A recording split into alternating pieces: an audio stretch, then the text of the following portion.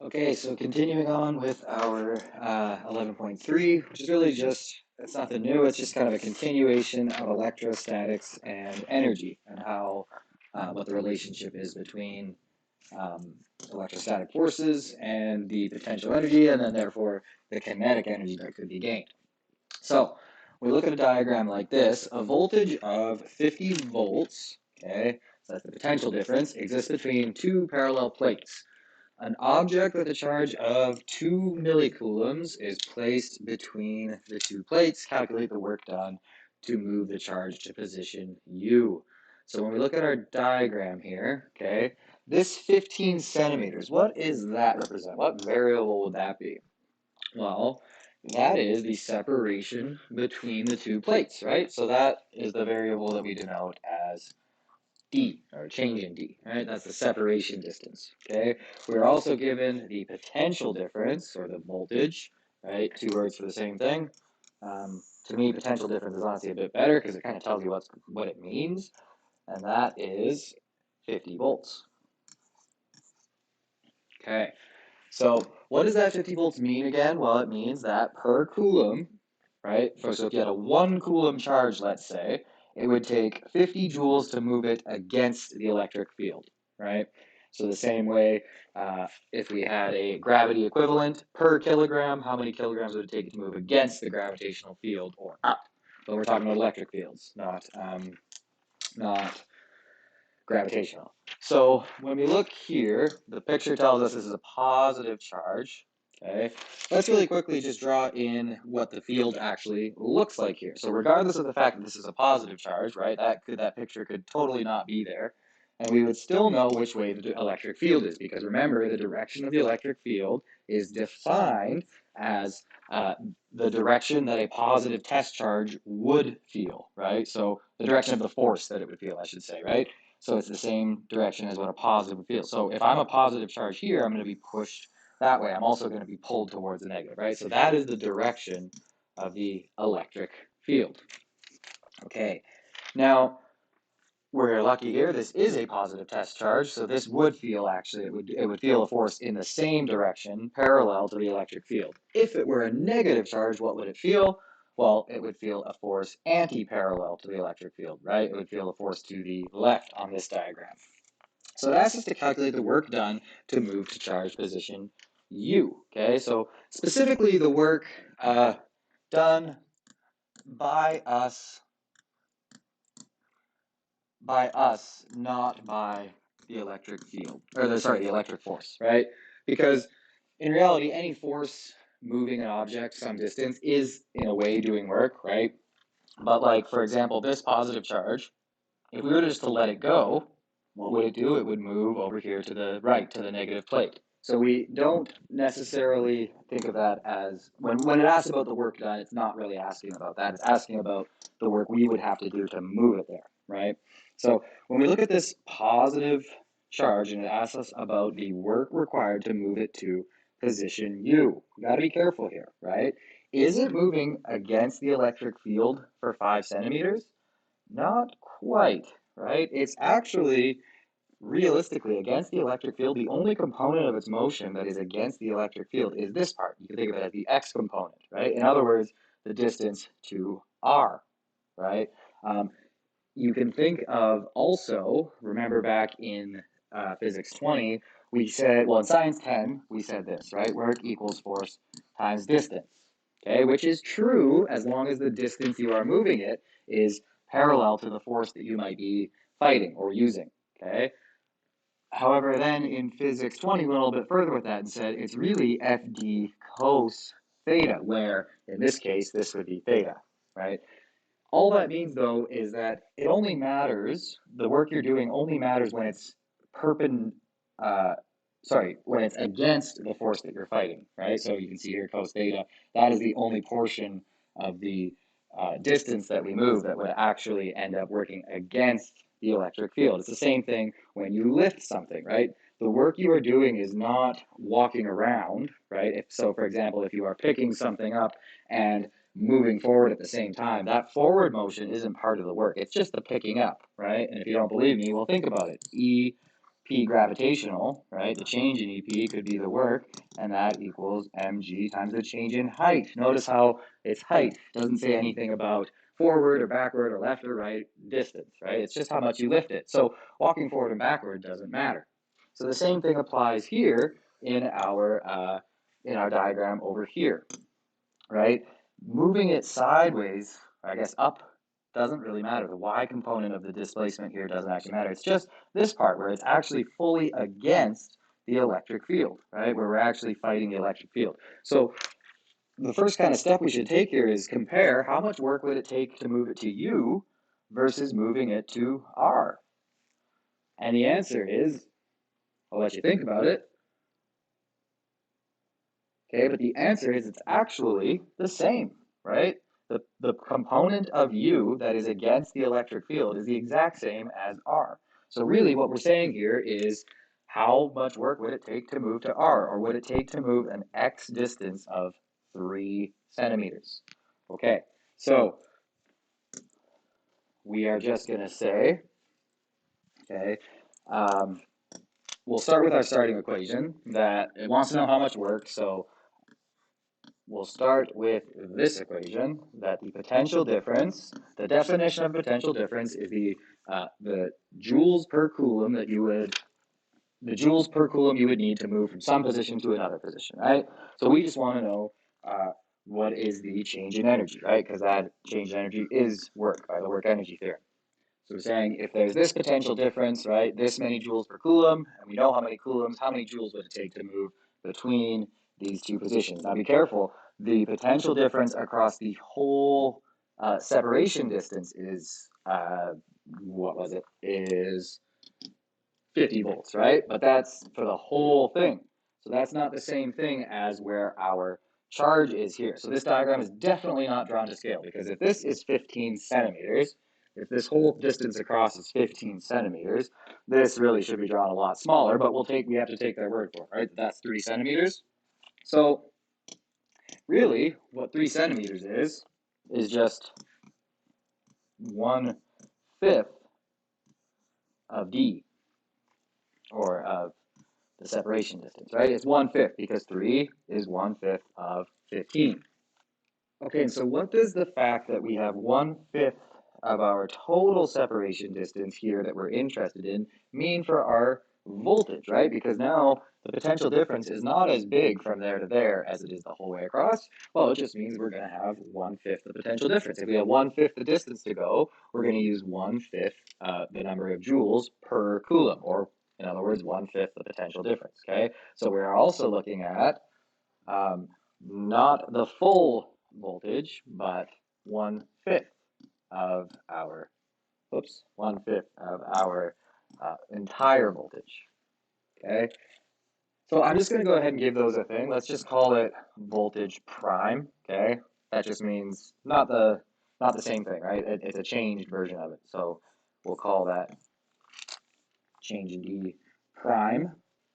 Okay, so let's just go ahead and solve this for work here, because the work is going to be equal to Q times the potential difference, the charge times the potential difference. Again, how many coulombs times how many joules for every coulomb. That makes sense? Okay, so we now know that the voltage we're interested in here is not the total voltage, but the voltage prime, right? If we're looking at the work to go from there to there, so then work equals, we have Q is given as 2 millicoulombs, so 2.0 times 10 to the negative 3 coulombs times the voltage difference to go 1/5 of the way across, because 3 centimeters is 1/5 of 15 centimeters. So let's just say the whole thing, 50 volts divided by 5, right? So you could probably do in our head 10 volts, but oh well. So the work then, check your units, do unit analysis to make sure that you get the right thing out. Volts. Let's see, volts is the same as a joule per coulomb, right? So a joule per coulomb, and sure enough, coulombs cancel with coulombs, and we're left with joules, which should be the unit of work. So then work equals, I'm getting 0.020 joules to 2 significant digits. Okay, there we go. So there's our answer. Now, question for you. Okay, And I'll show you what I mean by S because there is no S on the diagram right now. Okay, so what if that positive charge there was an electron and it asked you the work done to move to S? And I'm going to make up where S is. Let's say there. Okay. So I want you to think about that. Take a couple minutes. Okay, pause the video. I'll give a quick overview, but do try and answer that kind of on your own. So how much work would it take to move an electron to S? Well, first of all, good, if it's an electron, we are moving against the electric force here, right? Because even though the field's that way, the force is defined, sorry, the force would be the other way, right? The force for an electron would be that way because the field direction is defined as what a positive would do, the force a positive charge would feel. So by definition, an electron would feel a force in the opposite direction. Okay, good, so that would require some work. How far does it have to move? Well, I actually could have placed S anywhere I wanted, right? Because all that matters is how far it had to move to work against that electric force. So what is that distance? Well, if this was 1/5 of D, this is 4/5 of D. So what is the voltage? Well, it's 4/5 of the voltage.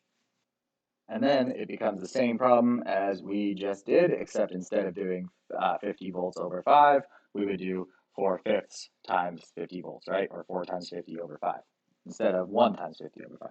Okay, so there's our little electron what if scenario.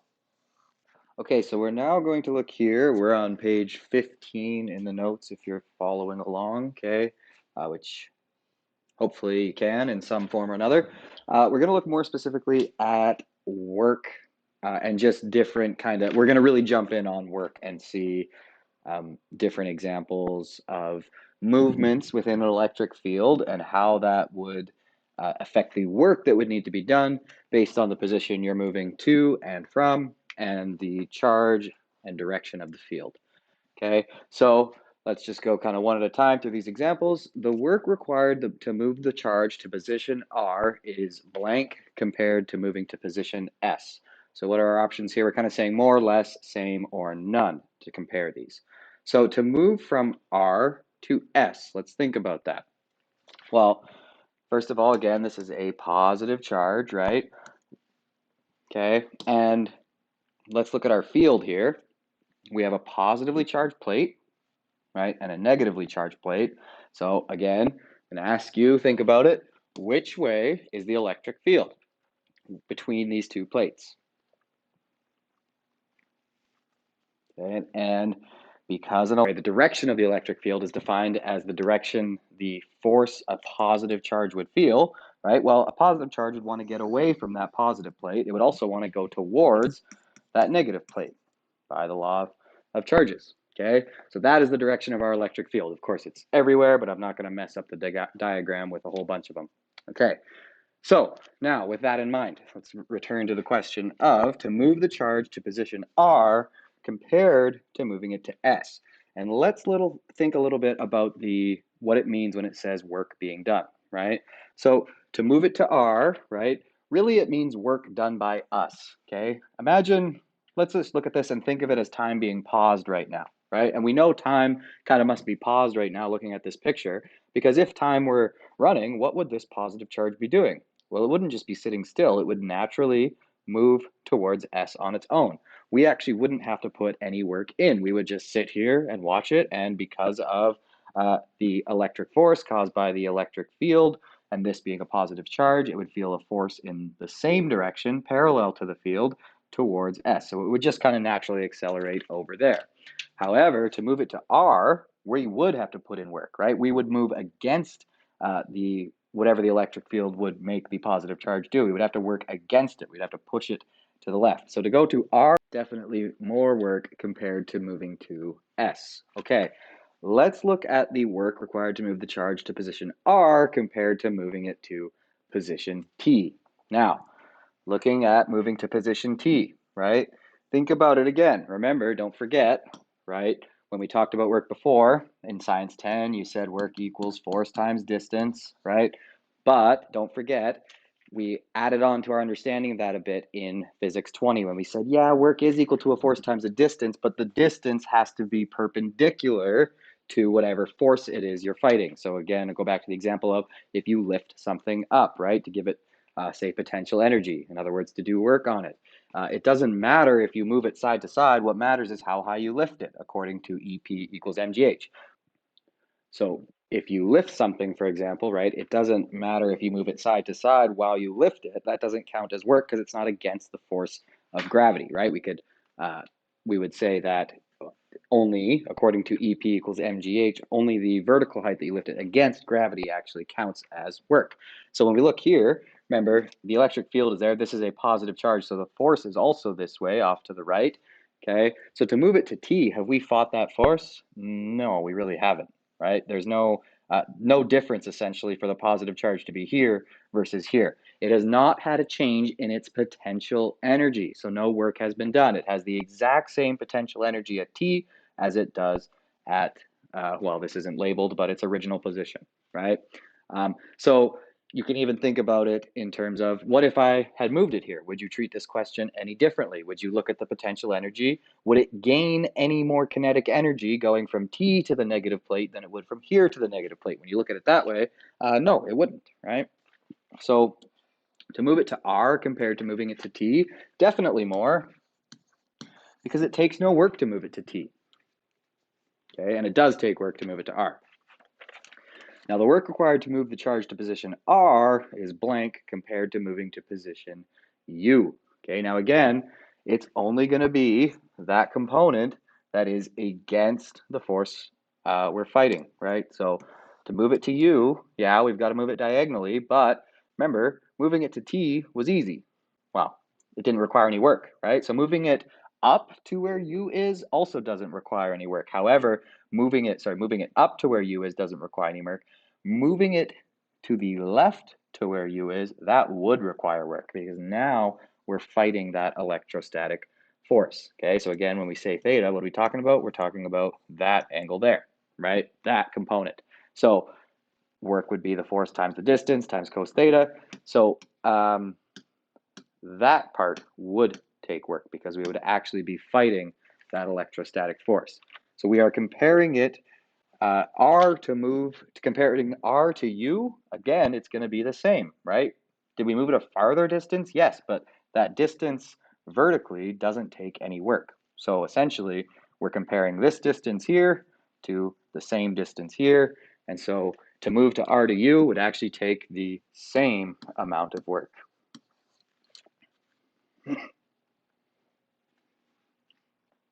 Now, what about to move it to position S, comparing it to position T? Now, for us, how much work would it take to move it to position S? Well, it wouldn't take any, right? We could let it go and it would move. We would not have to put in any work. The electrostatic force, you could think of it as doing work. The same way when you drop something, you could think of it as gravity doing work on the object. But in this context, when they ask it like this, we would usually say no work needs to be done to move it to S. We don't need to put any work in to move it to S. We also don't need to put any work to move it to T for reasons we already discussed. And so in this case, to move it to S and to move it to T, the same amount is required, and that same amount happens to be none. Okay, so a common kind of question there, often done often asking you to compare things like that. So it asks us to explain in which case no work is being done. We kind of have already done that. So no work to move to T or to S, right? To T, there's no force opposed. So T, no force opposed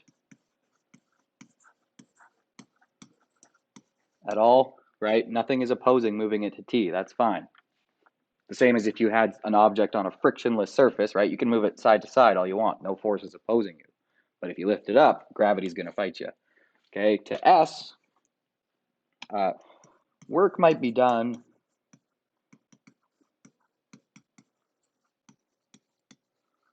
by the electric force, but that is never really what these questions are talking about. Okay, it's saying how much work would we have to put into the system. Might be done by FE, but not by us.